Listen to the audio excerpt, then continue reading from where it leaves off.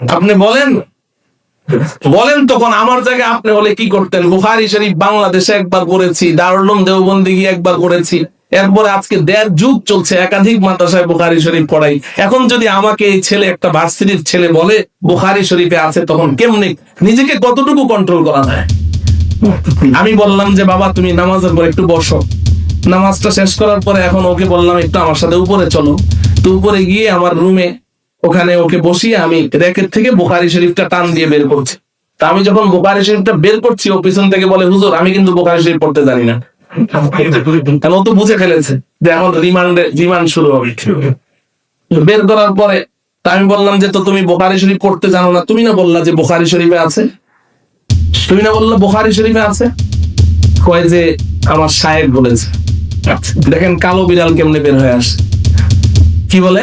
কালো বিড়াল আমার শায়েখ বলেছে। তাইলে আপনারা ইনসাফের সাথে জবাব দেন, এই ছেলেটা কি বুখারী শরীফের হাদিসের অনুসরণ করছে না তার শায়েখের অনুসরণ করছে?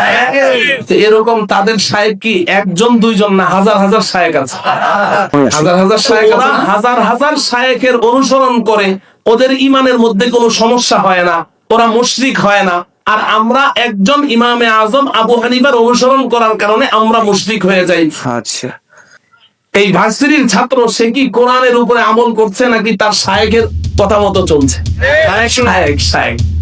শায়েখের কথা বলছে। আমার মসজিদে আমি আগে তো 5 ওয়াক্ত নামাজ পড়াতাম, 5 ওয়াক্ত নামাজ পড়াতাম এক সময়।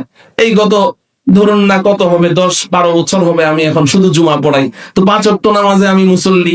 একদিন নামাজের মধ্যে এক যুবক পাশে এরকম 2টা পা এভাবে ছড়াতে ছড়াতে আমার পায়ের উপরে, এই আঙ্গুলের উপরে আঙ্গুল রেখে চেপে ধরল।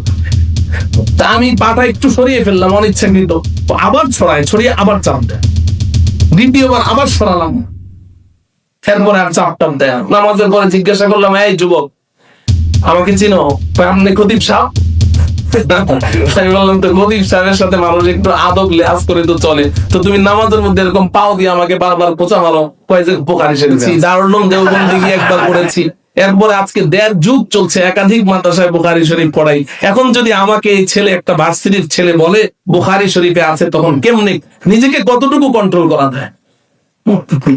সম্মানিত দিনী ভাই ও বোন আমার, আজকে আমরা হাদিস শাস্ত্রের এক মহা পণ্ডিতের সাথে পরিচিত হলাম, যার সাথে বুখারীর সম্পর্ক কয়েক যুগ ধরে।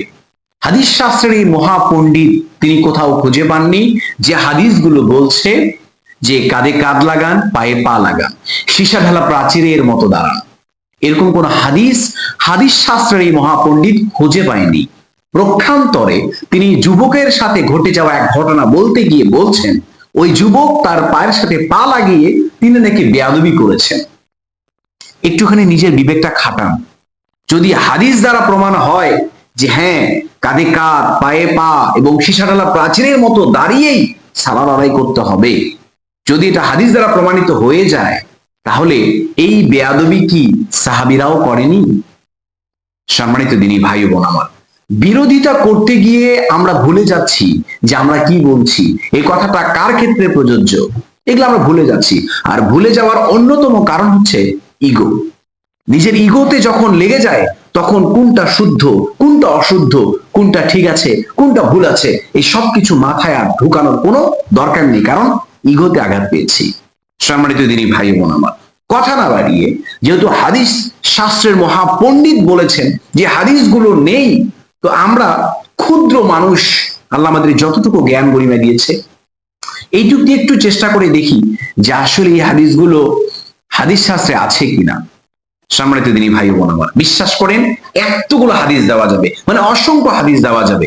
আমি বেছে বেছে কয়েকটি হাদিস আপনাদের সামনে উপস্থাপন করছি, আপনি অবশ্যই এগুলো যাচাই করে দেখবেন। সম্মানিত দিনী ভাই বোন আমার, শুরুতেই আমরা সহিহ বুখারীর 723 নম্বর হাদিস এবং মুসনাদে আহমদের 17976 নম্বর হাদিস, এখানে রাসূল সাল্লাল্লাহু আলাইহি ওয়াসাল্লাম তিনি বলছেন, কাতার সোজা করো, পায়ের সাথে পা লাগাও, কাঁধের সাথে কাঁধ লাগাও, সীসা ঢালা প্রাচীরের মতো দাঁড়াও।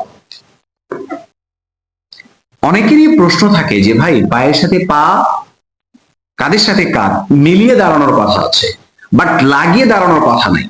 তো তাদের ক্ষেত্রে প্রশ্ন হচ্ছে যে সীসা ঢালা প্রাচীরের মতো দাঁড়াও বলতে আসলে কি বোঝানো হয়েছে? সীসা ঢালা প্রাচীর কি এরকম করে হয়? ধরে নেন এই যে এই সীসা ঢালা প্রাচীর কি এরকম হয় ভাই? মানে এই যে মাঝখানে একটু ফাঁকা জায়গা, এটা কি সীসা ঢালা প্রাচীর, নাকি একসাথে লাগানোটা সীসা ঢালা প্রাচীর?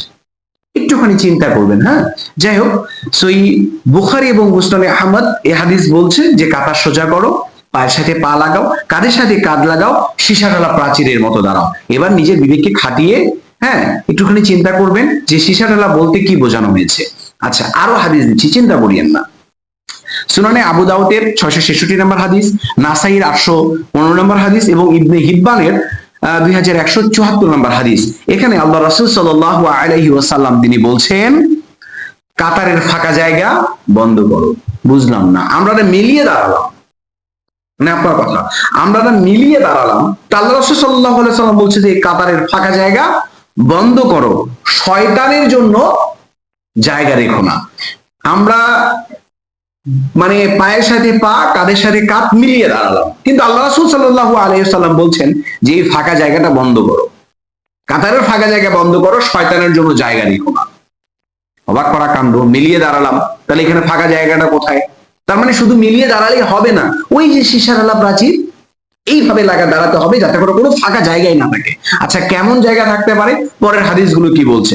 পরের হাদিস এখানে আবু দাউদের 666 নম্বর হাদিস, নাসের 819 নম্বর হাদিস এবং মুসনাদ আহমদের 5724 নম্বর হাদিস। এখানে আল্লাহ রাসূল সাল্লাল্লাহু আলাইহি ওয়াসাল্লাম বলতেছে, শয়তান কাতারে প্রবেশ করে ফাঁকা জায়গাগুলোতে। আমি একটু খালি বুঝিয়ে বলি, শয়তান কাতারের ফাঁকা জায়গায় প্রবেশ করে। কেমন করে? মানে ফাঁকা জায়গাগুলোতে কেমন করে প্রবেশ করে? তিনি বলছেন, ছোট বকরির বাচ্চার ন্যায়। বুঝলাম না, আমরা কাঁধের সাথে কাঁধ মিলালাম, পায়ের সাথে পা মিলালাম, দাঁড়ালাম, তো এইখানে বলতেছি যে শয়তানের জন্য জায়গা রেখো না, কাতারের জায়গাটা মানে ফাঁকা জায়গাটা তোমরা ফিল আপ করো। কেমন করে? সীসা ঢালা প্রাচীরের মতো। আবার পরে হাদিসে আল্লাহ রাসূল সাল্লাল্লাহু আলাইহি ওয়াসাল্লাম তিনি বলছেন যে কাতারের ফাঁকা জায়গাগুলোতে শয়তান প্রবেশ করে।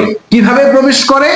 বলতেছে ছোট বকরির ন্যায়, ছোট বকরির ন্যায়। তার মানে আমরা মিলিয়ে দাঁড়ানোর পরেও যদি জায়গা থাকে, ফাঁকা জায়গা, সেটা পূরণ করতে বলা হচ্ছে যে কাতারের ফাঁকা জায়গা বন্ধ করো।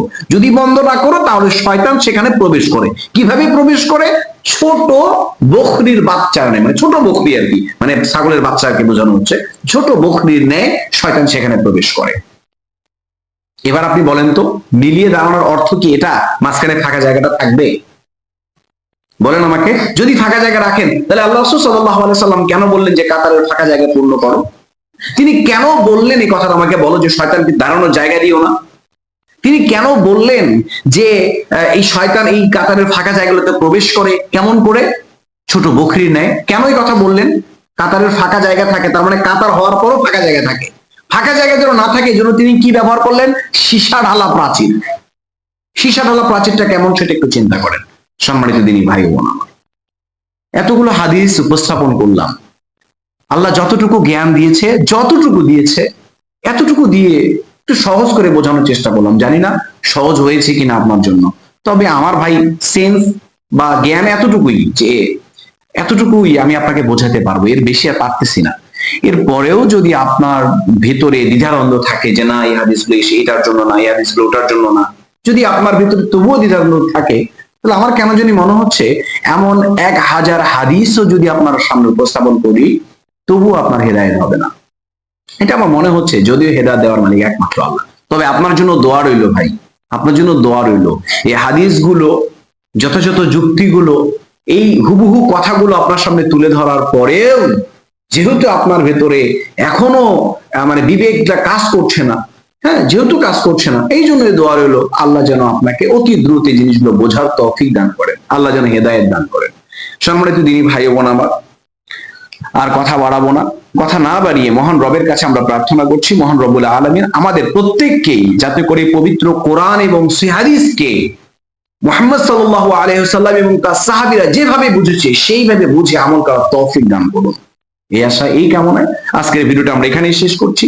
আবার দেখা হবে ইসলামিক নতুন কোনো ভিডিওতে ইনশাআল্লাহ। আসসালামু আলাইকুম ওয়া রাহমাতুল্লাহি ওয়া বারাকাতুহু।